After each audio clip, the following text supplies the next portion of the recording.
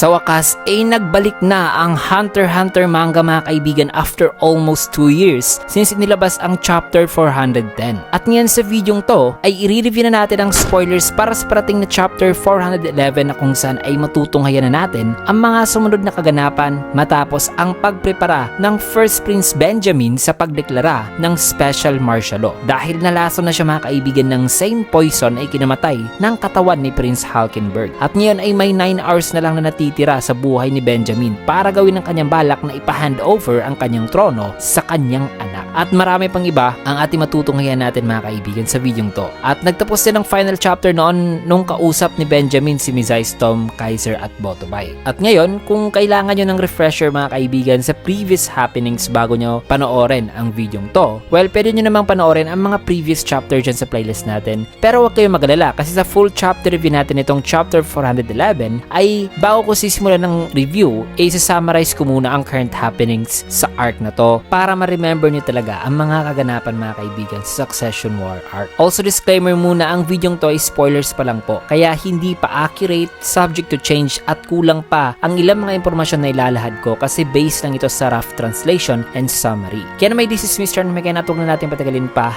let's go. Nagsimula yung na dito kay Hulkenberg na nagpapanggap na si Balsamico. Dito ay nagipag-usap siya sa First Prince Benjamin. In this scene ay it appears na nangyari ito bago ang pagdeklara ni Benjamin ng special martial law. Ayon sa impormasyon dito na ang labi raw ni Hulkenberg ay maihahatid sa funeral hall at 2 PM. And in this scene ay nasa alas 8 pa lamang ng umaga mga kaibigan. Thursday na kung saan ay nag-uusap pa itong dalawa. At sinabihan dito ni Hulkenberg na nagpapanggap bilang si Balsamico itong si Prince Benjamin na babalik na raw siya dyan once na wala na rito ang mga sundalo ni Hulkenberg at marireassign na sa ibang place nitong Black Whale. Kasi kung naaalala nyo, si Balsamico ang inutusan ni Benjamin noon na lasunin si Hulkenberg ng isang type of poison na napaka-lethal talaga. Pero bago nangyari yon ay bagamat namatay ang katawan ni Hulkenberg ay nagawa naman nito na maswap ang kanyang soul sa soul ni Balsamico dahil sa ability ng Nenbis ni Hulkenberg. Kaya ngayon ay nasa katawan ni Balsamico itong si Hulkenberg o ang soul mismo ni Hulkenberg at ang namatay sa katawan ni Hulkenberg ay ang soul ni Balsamico. Ayon rito kay Benjamin na unnecessary daw talaga ang engranding funeral ni Hulkenberg at di niya talaga sana gusto. Kasunod yan ay nilipat naman na eksena dito kina Kaiser, Melody at nitong Nenbis na si Kacho na kung saan ay kinakamusta pa rin nila ang kalagayan ni Prince Fujitsu kasi nasumpa nga ito nang di nila maipaliwanag sa kung sino ang may gawa. Matapos niyan ay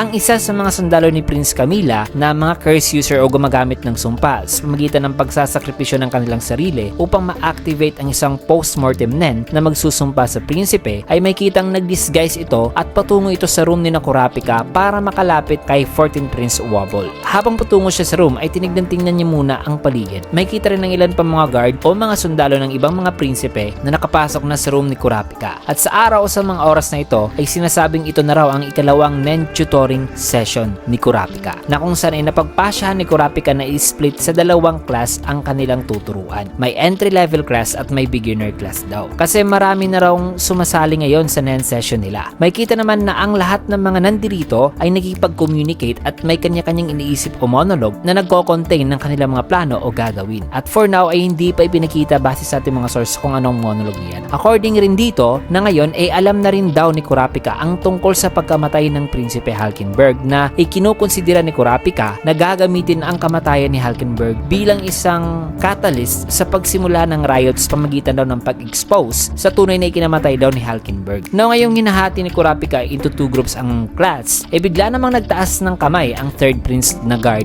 na si Slaka. Humingi siya ng permission kang Kurapika na kung pwede ay pwede para siyang sumali sa entry level class. Nasabi naman ni Kurapika na magre-reveal daw siya ngayon ng isang napaka-crucial daw na impormasyon tungkol sa Nen na magbibigay daw talaga ng malaking epekto sa Succession War. Naghanda naman silang lahat at nagulat sa sinabing to ni Kurapika. Kaya ay nag-proceed muna si Kurapika sa pag-explain tungkol sa vow at limitation ng isang Nen at sa kung sa papaanong paraan daw na ang isang leader ng bansa ay makapag-gain ng kapangyarihan dahil sa isang kompetisyon naman gaya na lang daw nitong Succession War. Kaya in addition ay pinaliwanag ni Kurapika na itong buong Succession War daw ay isa daw itong ritual na i-disguise lang bilang festival. Na ito raw ang reality na kung wala raw makakasurvive na prinsipe by the end ng kanilang journey patungong Dark Continent ay babagsak daw talaga ang pamilyang Huiguro. Kasunod niyan ay dito na inireveal ni Kurapika ang isa pa sa matinding revelasyon na kanyang isiniwalat dito na ikinagulat talaga ng lahat. At yan ang impormasyon na si Prince Wobble na pinoprotektahan ni Kurapika ay wala raw kwalifikasyon na makalahok sa Succession War. At matapos ang revelasyon na yan mga kaibigan na ikinagulat ng lahat ay may kita itong ina ni Wobble na parang natatakot kasi this could mean base sa sinabi ni Kurapika na bakay hindi anak ng hari si Wobble at nag-commit ng adultery itong si Oito habang sila pa ng hari. Kasi ang tanging makakasali lang sa Succession War ay ang may royal blood mga kaibigan o mga legitimate na anak ni Huiguro. Now marami pang in-reveal si Kurapika dito na sa ngayon ay wala pa tayong nakukuhang source o translation sa buong chapter talaga mga kaibigan kaya hindi pa natin mailalahad talaga ang buong mga impormasyon o iba pang mga eksena sa chapter na ito kasi base lang ito sa rough translation and summary. Kaya abangan nyo na lang ang full chapter review natin para sa chapter na ito para sa mas detalyado pa, accurate at napaka-hype na review kasi dito nagtapos ang spoiler video natin mga kaibigan sa eksena nito. Kaya naman kung gusto nyo yung video, click a like, comment, follow, subscribe na rin